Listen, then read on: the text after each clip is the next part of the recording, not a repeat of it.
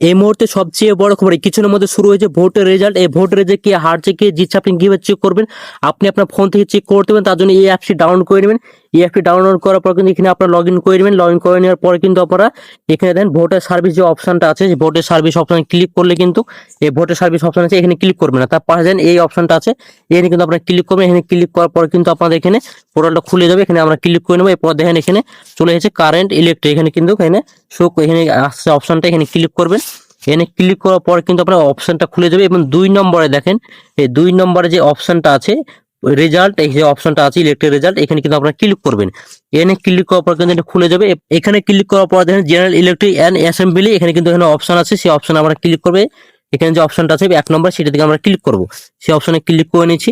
Click করার পর এখানে দেন এখানে কিন্তু শো করছে ভোটার রেজাল্ট ট্রেডিং, এখানে শো করছে এখানে কিন্তু 8টা AM অর্থাৎ কিছুক্ষণের মধ্যে কিন্তু শুরু হয়ে যাবে। আমি যেহেতু 8টার আগে ভিডিওটা রেকর্ড করছি তার জন্য এখানে কিন্তু এই অপশনটা আসছে, তো জন্য অবশ্যই চিন্তা করবেন না।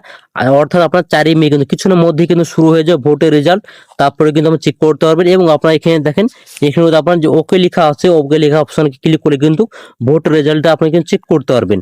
যেহেতু আমি 8টার আগে ভিডিওটা রেকর্ড করেছি তার জন্য এখানে শো করছেন। তো আজকের ভিডিও ছিল এই পর্যন্ত। ভিডিওটা যদি ভালো লেগেছে অবশ্যই লাইক করে বন্ধুকে শেয়ার করে দিন।